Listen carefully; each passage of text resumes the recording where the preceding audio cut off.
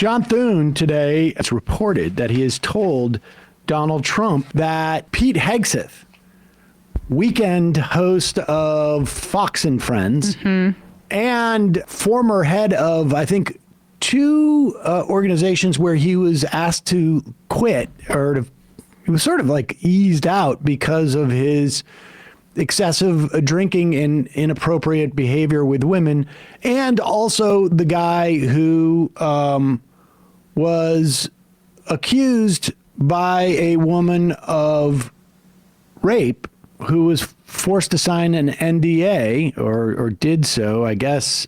After going to the police, and then also a nurse where she spoke about her feelings about what happened to her that evening.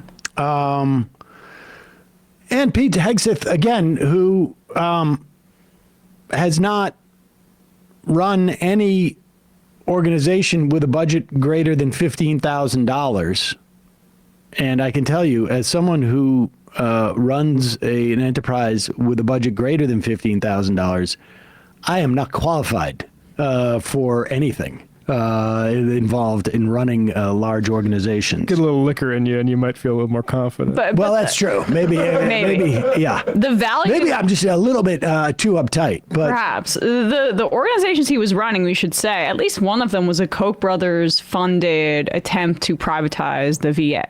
So, like, he's been down the conservative kind of, I don't know, rabbit hole for quite a while. Not rabbit hole, but he's been a good soldier for their causes. And that's concerning to me if they want to continue to privatize, like, things in the DOD. Here is Lindsey Graham, however, and this is what's interesting. Pete Hegseth is sort of selling himself as a guy who's going to not engage in wars, right? Isn't that his big thing? Like, now, I don't know if anybody believes this, but that's supposedly the pitch and why they don't want him. But here's Lindsey Graham with a twist on that, with speaking of someone who, speaking of drinking, with Maria Bartiromo. Here is Lindsey Graham. Will support whatever gets us over the line, but I am worried about delay when it comes to border security. Senator, delay equals danger. I'm going to get into that with Senator Ron Johnson. Real quick on these cabinet nominations. Look, Giorgia Meloni, Prime Minister of Italy, in Mar-a-Lago this weekend with President Trump, no doubt talking about the threats on the global stage. What are your thoughts here in terms of the terrorism element and getting President Trump's national security team in place? Do you have confidence that all of his cabinet nominees will be confirmed? Yeah, I do, and I want to do them sooner rather than later. When President Trump left office, we had the most secure border in American history. The caliphate was destroyed, ISIS was destroyed, and Iran was in a box. We killed Soleimani, the Iranian Revolutionary Guard leader. The last 4 years have been a friggin' disaster. They rolled back every policy that worked on the border.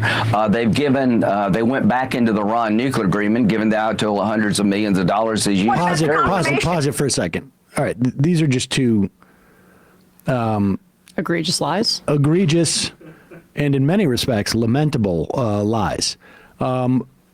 Bradley, can you Google the number of immigrants coming across the border? Historical. Maybe we can get a chart. Now, I have a real problem with the Biden administration's immigration policy. But the fact of the matter is that to the extent that we are denying people asylum, to the extent that we are preventing people from having a better way of life, you can look at where we are in August of 2024, at least, and it's actually down from there. Versus, let's say, May 2019.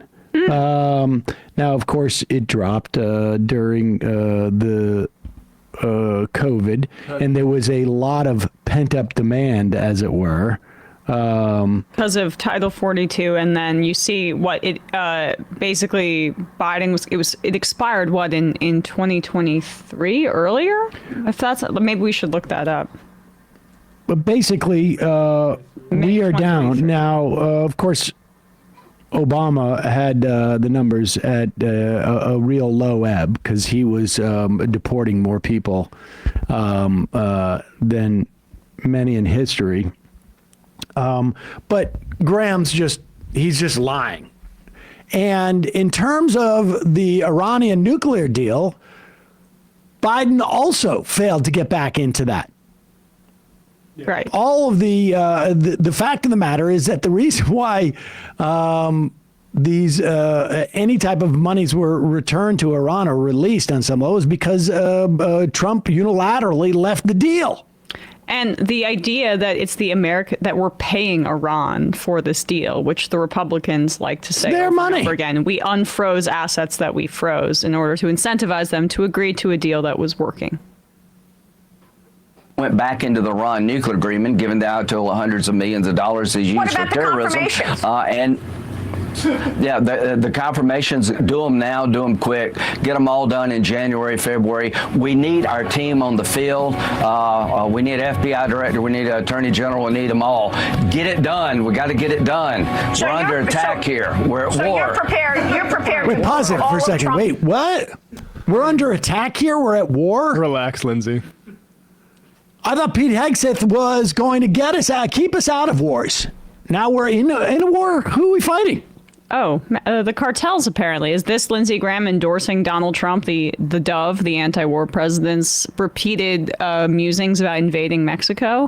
What's amazing about all this is just going to be like just how much of what Trump sold to his the base that they're not going to care about in 3 months. 95% of it. What about the taxes on tips stuff? I'm not hearing that, or no taxes on tips. I'm not hearing too much about that as it relates to reconciliation or any of the things that he promised. Taxes on tips wouldn't be able to go into reconciliation, I don't think. That's a big shame. I really wanted it to.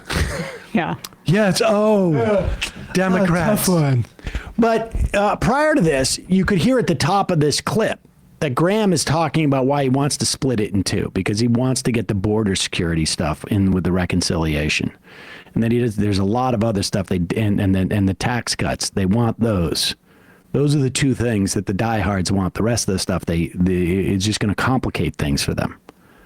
And but it sounds like Mike Johnson wants to do one big, glorious, beautiful bill. See how that goes. Yep. Meanwhile, on the front, according to Lindsey Graham, as you know, we are at war. We're under attack. It's unclear by whom. Doesn't matter. It really doesn't matter. By wokeness. By wokeness. That's why we've got to bomb Iran. Bill Cassidy, the chair of the Senate Health, Education, Labor, and Pensions Committee. Again, this is coming now with word that John Thune says that Hegseth has the votes. It sounds like they may be sort of like doing some horse trading. We'll give you Hegseth, but RFK might be a problem. I don't know if RFK really is too concerned about that. He'll just go start like a anti-vax media outlet. That might be preferable. I think, I suspect he wouldn't have to deal with any type of like conflicts of interest or anything like that. Aaron Rodgers is maybe retiring. Perhaps they could finally consummate that thing. They could be co-hosts. But here is Senator Bill Cassidy coming out, and really, this is heresy for Trump supporters. Your committee is going to be overseeing RFK Jr.'s hearing, and there are some reports that Democratic Senators John Fetterman, Bernie Sanders might be giving him a nod of support. How is RFK Jr. faring among Democrats on your committee? I haven't spoken to him about it. I just don't know. I will meet with him this coming week. I look forward to the interview. I agree with him on some things and disagree on others. The food safety, I think the ultra-processed food is a problem. Vaccinations, he's wrong on. And so I just look forward to having a good dialogue with him on that. Okay. Vaccinations he's wrong on? Could you elaborate, please, Senator? So this No, we're not going to be talking about that. That will be fascinating. Do they try to sell this to Donald Trump with Operation Warp Speed and try to appeal to his ego on that front? Because John Thune, the Republican caucus in the Senate, this was McConnell's handpicked guy, right? So they kind of repudiated Donald Trump by not going with what he endorsed Rick Scott at the 11th hour. The Senate Republicans still want to continue Mitch McConnell's legacy of working for corporate power in a very straightforward way. I mean, Mitch McConnell contracted polio at one point and it affected his life. He's been very critical of RFK Jr. So maybe you're right. The idea, though, that Hexit... It's a real shame because I so much wanted to regulate food processing and bad food out, like clean up McDonald's and get rid of corn subsidies, but I guess No processed food, okay. didn't want that. Yeah. So we'll see how that plays out, but they don't care too much about the Hexit rape stuff. They're fine with that. Well, that cuts both ways. Yeah. It's nice to have folks that you can see eye to eye on. Right. He sees himself in Hexit. It's going to be interesting hearings to see RFK Jr. Sort of walk away from his vaccination stuff, if he will. I mean, we'll get a sense at that point where he thinks is most lucrative. Also, don't forget, it's not just Hegseth and RFK and every other lunatic, frankly, who is problematic in terms of who's going to be heading these departments. And I will say this, that much of these people are figureheads. The real damage to most of these entities are going to be done by people whose names we will barely be aware of. Their deputies, their undersecretaries, the middle to upper management. So in some respects, I feel somewhat comfortable having these lunatics atop of these agencies. Having Betsy DeVos at the Department of Education was helpful insofar as she was a lunatic and could bring attention to what they were doing in the the Department of Education. And of course, she's not the one doing this. It's all the people underneath her. She certainly has no problem with what's being done, but it is helpful to have cartoon villains at the top of these places who are easy targets to, draw the public's attention to.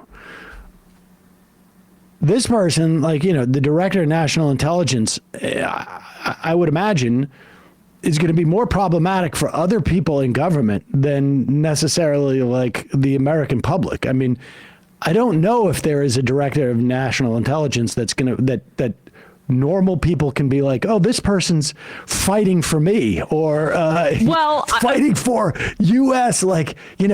peace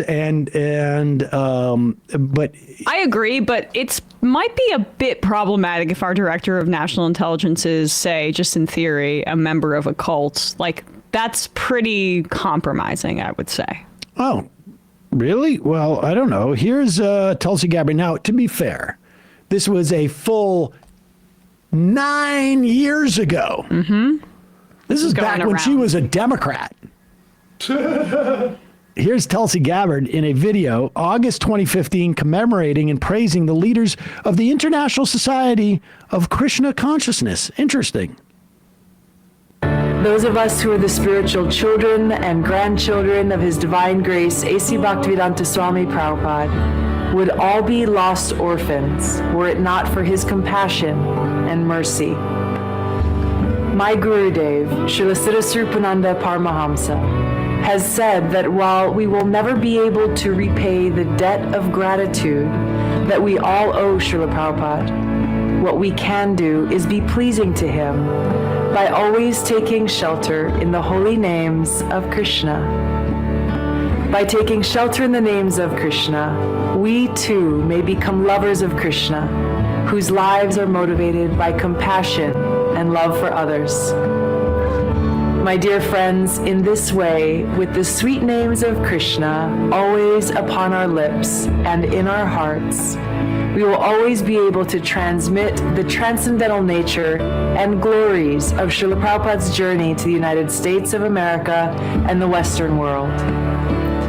So on this historic and auspicious day, we should take this opportunity to beg for the blessing of Srila Bhaktivedanta Swami Prabhupada, so that we too can taste the nectar of love for Krishna and be motivated by compassion to use our lives working for the spiritual and material well-being of others. So, okay. Except Muslims. Again, I think Yeah, except Muslims. Except for Muslims, yes. You get the sense of the vacancy behind her eyes there. So, like, we've had Mike Preisner on to talk about this, and I just really think that the cult element of this is not being discussed enough with her.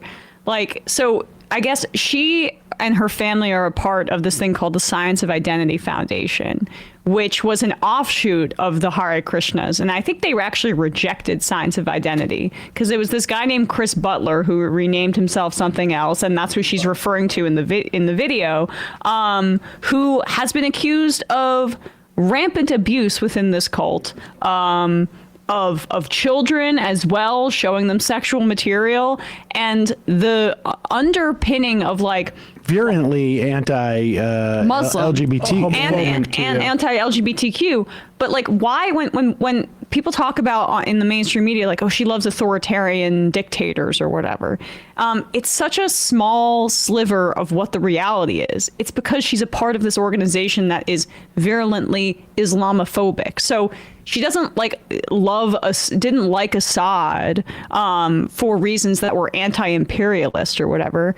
The reason that she doesn't speak out about the genocide in Gaza is the same reason that she was supportive of Assad. It's because she's okay with slaughter as long as it's against Muslim people. She also was in favor of the torture regime under the Bush administration. She was doing media tours under Obama about how he wouldn't say radical Islamic terrorism. Yeah. So the two things really that motivate her, if there's anything, because like you see how it's just, there's not much behind there.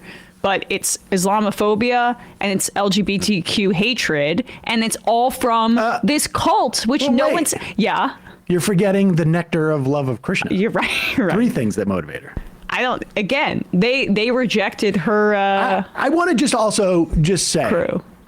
That listen, cults are particularly nefarious in the way that they warp the brains of people in them and turn them into weird authoritarian, and it's very difficult to deal with even coming out of a cult, never mind staying in a cult, in terms of what it does to your worldview and your ability to function within society. It inhibits your ability. But let me also just say, and this isn't in her defense necessarily, but it's to be even-handed. I also think that J.D. Vance, as a member of either Opus Dei or Opus Dei adjacent TradCon Catholicism, is also just as twisted. The authoritarianism that comes from religious fundamentalism, you want to call it authoritarianism, you want to call it, ultimately patriarchy, or some form of like religious fundamentalist hierarchy. This is all bad things. These are all bad things to have in if you are someone who cares about democracy, if you're someone, and I don't mean like, Disney World democracy, but I'm talking about sort of like input and a sense that everyone has some measure of sovereignty, and that the government should in some way reflect the will of the people, as opposed to a bunch of in loco parentheses. Yeah. We just had someone on to talk about Opus Dei. So it's not about Hinduism as a religion. It's about cults and that kind of mentality and what that breeds, and the compromised position that puts people in if they're going to be in high levels of government, like the director of national intelligence. Yeah, I think like the effect being in a cult has on your intelligence, maybe not want to be director of national intelligence. I don't know if this is true, but it's something that I wish I could tell Michael, because I think he'd think is funny. Anil Dash, who's been in the studio actually for the Two Dope Boys show, tweeted out, Gabbard has no South Asian ancestry. Nobody in her family does. They're all just members of this cult and fetishize their version of Hinduism. She regularly blurs this line, lets people misinterpret her first name to imply that she's a member of our communities, but she's not. Now, I don't know if that's true, but it is, if true, funny to me that I didn't suspect that at all, but she's a big fan. And would be keeping with said cult leader's teachings, Chris Butler, who renamed himself something that would be a bit more appropriating. Yep.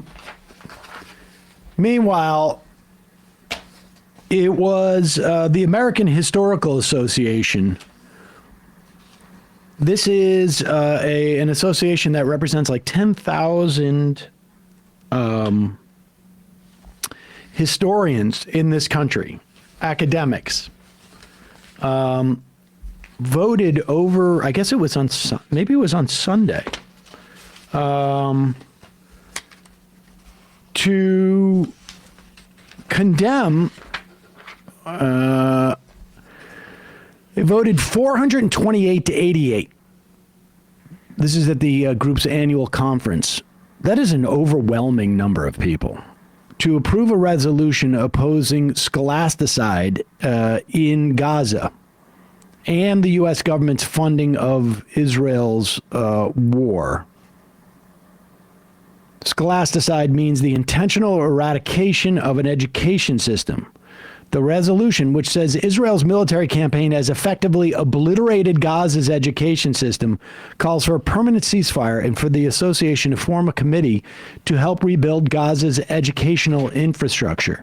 Now, I've seen some people sort of say, like, what's the point of this? Where's the material?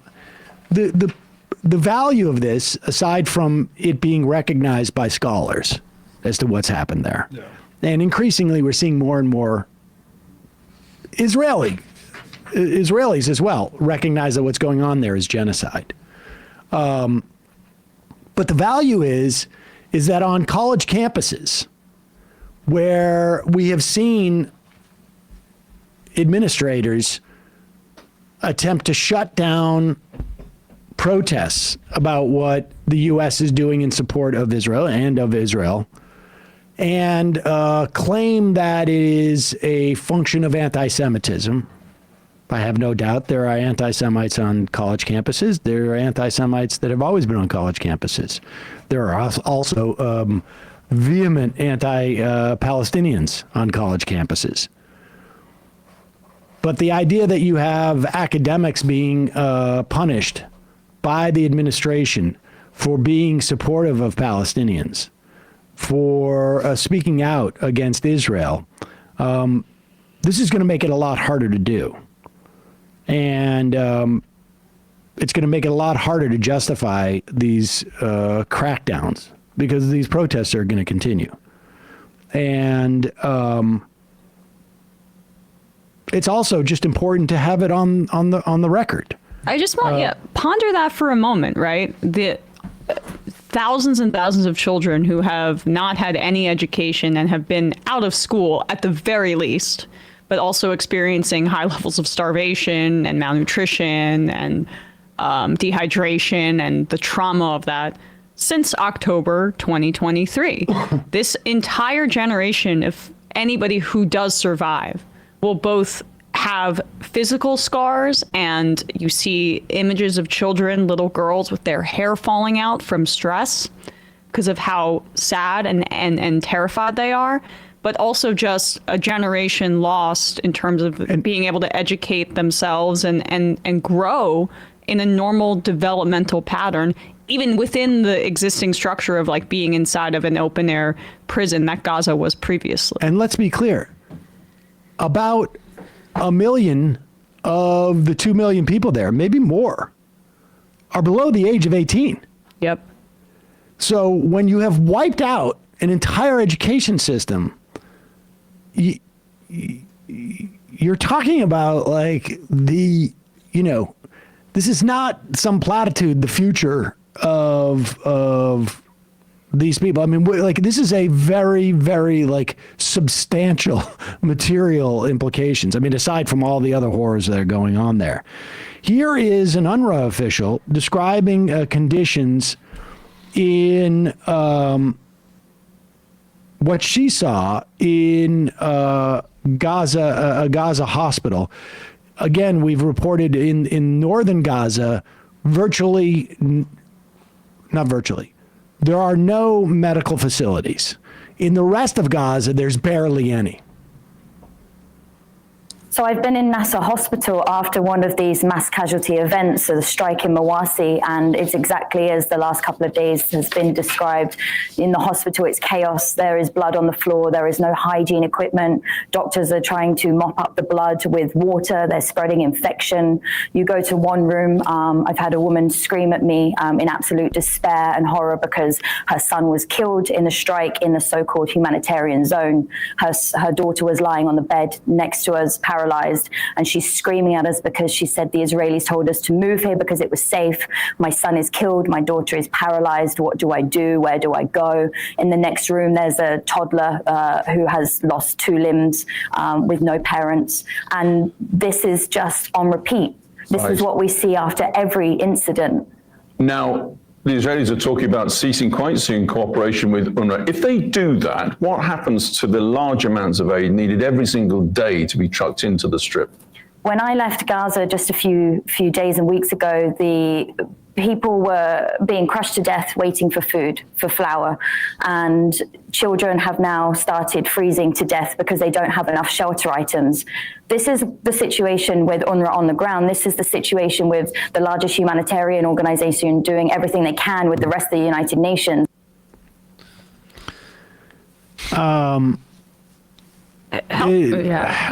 Healthcare workers have been saying this. It's not.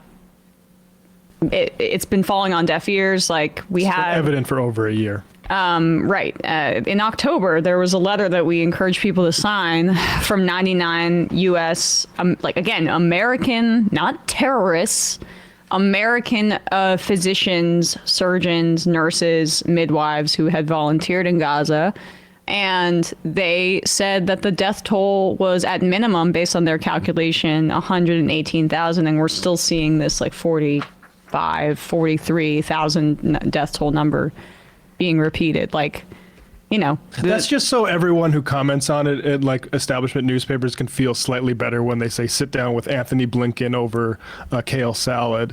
They say like, oh, what about the 40,000 people that have been killed? Because if you actually said, hey, you in your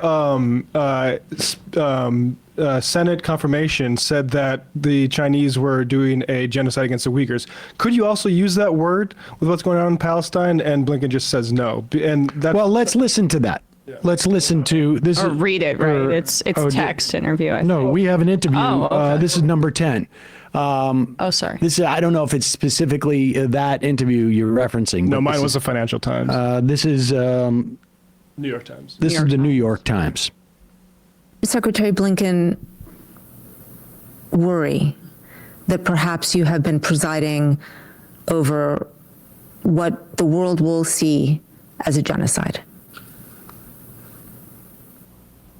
No, it's not, first of all. Second, as to how the world sees it, I can't fully answer to that. But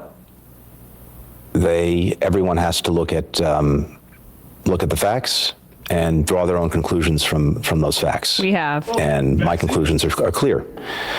I think as well. This is misinformation. There is, in the wake of this horrific suffering the traumatization of the Israeli population, the Palestinian population, and many others, there's also a light.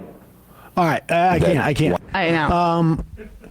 Look, I it has been my position, like, it doesn't matter what you call it, but it does matter to them.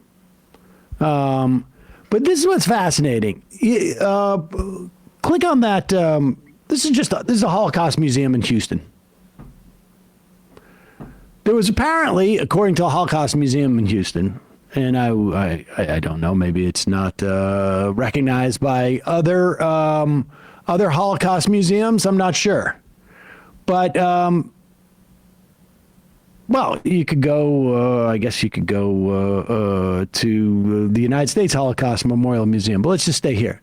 Genocide in Bosnia. Let's just scroll down. Starting in 1992, Serbia set out to ethnically cleanse Bosnian territory by systemically moving all Bosnian Muslims. Serbia, with Bosnian Serbs, attacked Bosniaks with former Yugoslavian military equipment. The Security Council decided that these enclaves should be safe area protected by a contingent of UN peacekeepers. Serbs committed the largest massacre in Europe in one such area. An estimated 23,000 women and elderly people were put on buses and driven to Muslim-controlled territory, while 8,000 battle-aged men were slaughtered and detained. Now, my understanding of people who complain about the saying that what's going on in Gaza, where, incidentally, in northern Gaza, most people have been expelled relative to who were there a year ago, have been expelled and driven south. Certainly more than 8,000 men have been killed in Gaza. We know that that's probably 3 times that amount of children have been killed. But my understanding from people who say it's not a genocide is like, well, not everybody's dead. Well, I mean, that's it's just objectively a genocide. Like, whether like everyone's dead, like, okay, maybe if it gets to 200,000, we can call it a Holocaust or something like that. Like, it's just a genocide. Like, there's no, I just think there's no ambiguity. It's no ambiguity, and it's a fake. The idea that there is just a waste of time. I mean, I wish that, I don't know what that New York Times reporter did, if she followed up with, I mean, she did good follow-ups with J.D. Vance prior to the election with those interviews, but she should have said, is Amnesty International, are they full of anti-Semites? Because they just concluded that Israel. Well, how about Human Rights Watch? He was good enough to say other people might think it is. I just don't. Yeah. I guess. I mean, he should be locked up, frankly. Yeah, that's as you said, it's the banality of evil, right? Where you're sitting there doing PR spin for them. I mean, he could be locked up, and people could just simply say, like, you think you're locked up, yeah, exactly. but we don't. Yeah. I don't see you in the stockade. I don't see your arms and head through a stockade right now. You might think and feel like they're in a stockade. And like, this is just, I saw the movie The Brutalist last week, right? Like, which is about the Holocaust in many ways. And there's a character there who has osteoporosis from her malnutrition in a concentration camp and can't walk. And all I could think about was Gaza and how many thousands of Palestinians are going to experience similar health outcomes if they're lucky enough to even survive this. Their lives will be destroyed. And if you don't see that connection there, he's incentivized not to, because he would be complicit in the genocide. Yep. But if you also can't see it, and you can only see it from the perspective of, because the United States was on the right side of that war, and because the Holocaust has been used, frankly, by the United States to paint ourselves internationally as the good side that's standing up against tyranny, and domestically that's how a lot of people perceive us. If you can't see that we're inflicting that same exact damage, even if it's slightly indirectly with Israel right now, and see that historical through line, then that's just a little bit of racism, because you don't see Palestinians with the same level of humanity that you do people who are of whiter skin tone, who you may know in your personal life. Let's play this clip. This is from a YouTuber, Corey Gill Schuster. interviewing people in Jerusalem. Now, I'm convinced that in any cohort, you can find individuals who are going to say bat crap crazy things that are not reflective of the broader cohort. But there is absolutely zero indication amongst the Israeli population, and hashtag not all Israelis, but in terms of the majority, this is based upon polling. This is based upon the fact that Netanyahu is in a much better position than he was a year and a half ago. That this attitude, and frankly, I will also say, I don't have any Israeli relatives, but I definitely have people in my extended family whose perspective on this is very similar. The idea that there are no Palestinians, they're just Arabs, which, if you were to use that formulation about any other ethnicity, race, whatever you want to say, would be considered so reprehensible that none of these people would say it. Like, you would never say, hey, there's a war in the Congo and, people, or in South Africa. There's black people all over Africa. Why can't they just go into this other country? Like, you can't.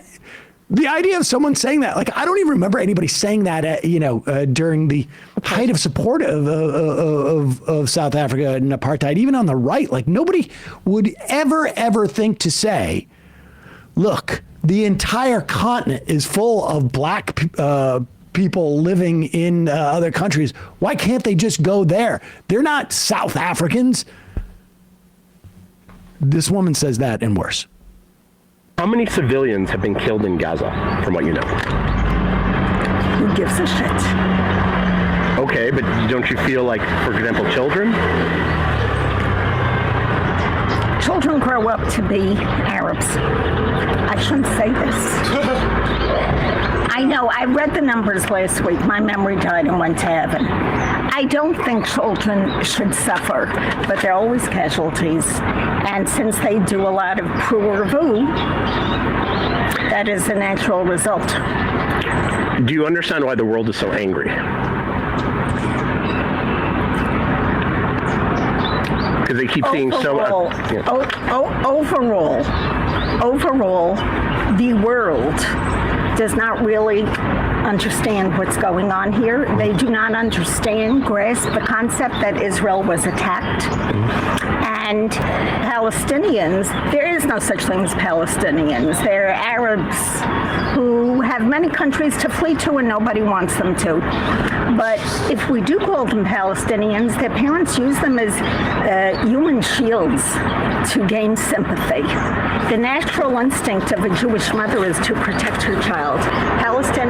Palestinian women do not have that. How do you know this? From years of living here. Can you give an example of something you've seen? That is, you just see in real time the dehumanization. I'm a mother. I have the motherly instinct like a human being to protect my children. The Palestinians, they don't have that inherently, is what she's saying. Oh my God! But what is the rhetoric that we've heard from Israelis about Palestinians for decades? I want to just show. I mean, that sentence there says everything you need to know. We are superior to them. I am loving towards my children. They put their children in harm's way. Like, that is basically how you make an entire population of human beings into essentially animals. And like, look at this lovely walk she's on. I don't know where she's at, but wearing her sun hat and walking around in some place in Israel, it seems. Like, that is the zone of interest. When we're drawing parallels, that is on the other side, just miles away, people are being systemically exterminated. And here's essentially her saying, it is what it is. And like, that's just brainwashing. I don't know. Palestinian women do not have that. How do you know this? From 10 years of living here. Can you give an example of something you've seen? As I said, my memory died and went to heaven, but I read newspapers every single day, and I've read many, Pause it for a second. different... Pause it. I'm sorry. Didn't she just say from living here for years? I can read newspapers. I don't live there. Was there something you've seen? No. In other words, like my total bigotry and racism is just founded upon what I've read to support that for years and years. The idea of parents not just using their kids as a prop to get sympathy, it's just so twisted. It is so twisted. I mean, it really, you don't even need comment. I mean, everybody knows the circular logic of we are more human because we care about the children, but they don't because they put their children in harm's way, which is why we have to bomb the children and over again. Like, there's no end to that. It's just another. If you create, like, point out their logical fallacy about their so-called humanity, they just come up with another reason why they're superior to Palestinians. It's not sincere. It's not sincere that they think they're just trying to rationalize racism. It's a public and publicly too, because I got a feeling a lot of these people, if they said, look, if some kid wasn't being used as a human shield but was in a completely different area, but that still got a bomb dropped on him, that's just what happens. Well, I don't actually care. Exactly. She said, who cares? Oh, I shouldn't say that. And then uses this. Does the propaganda line. But this is actually a lot, frankly, more refreshing than what we deal with from like the State Department or the press that says like, oh, this is actually just like a difficult military thing where people are trying to. No, this is the actual sentiment that's being delivered for every time Joe Biden puts billions of dollars of arms out across the Atlantic. This is what's being delivered for. And you want to keep going? Yeah. Okay. But I read newspapers every single day, and I've read many different stories where the woman took her child and put her in front, and then she thought this is going to gain sympathy with her readers around the world, and it does. It is successful for them. Do you know? Yeah. Yep. I don't want to hear her pissing herself about like some rocket attack alarms that are going off in Israel then. Because like if that's the case, I mean, basically the Palestinians live under constant brutalization, but we're supposed to have endless sympathy for her perspective. A class was delayed in Haifa because of, who cares? Stop blowing up every single educational building in Gaza. Maybe people might care. Really twisted. I don't know how people. I mean, it's a population that needs a signal from America that this is not acceptable. And we don't do that at all. Hey, folks, don't forget to hit the subscribe button and check out our daily show. We do it every day at 12 p.m. Eastern for about 2.5 hours. We even take phone calls. You should check that out.